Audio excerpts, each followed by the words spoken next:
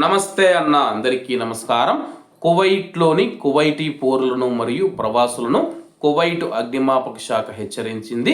వివరాల్లోకి వెళితే కువైట్ అగ్నిమాపక శాఖ బొగ్గును నిర్దేశిత ప్రదేశాలలో వదిలేయడం వల్ల కలిగే ప్రమాదాల గురించి హెచ్చరించింది.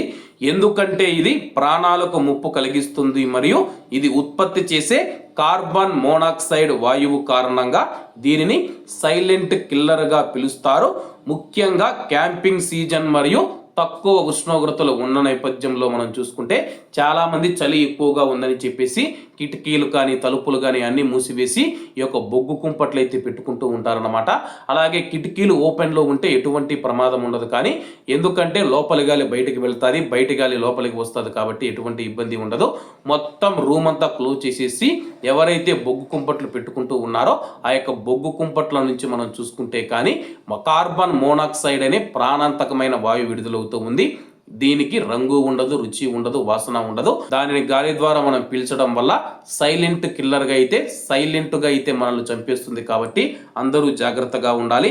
అలాగే అగ్నిమాపక శాఖ public relations and media department director brigadier general Mohammed Al Gharib గారు స్థానిక మీడియాతో మాట్లాడుతూ కువైట్లోని కువైటీ పౌరులు మరియు ప్రవాసులు ఇళ్లల్లో లేదా వెంటిలేషన్ లేని ప్రాంతాలలో ముఖ్యంగా చలికాలంలో కైమాలలో బొగ్గును ఉపయోగించకుండా ఉండాలని తెలిపారు.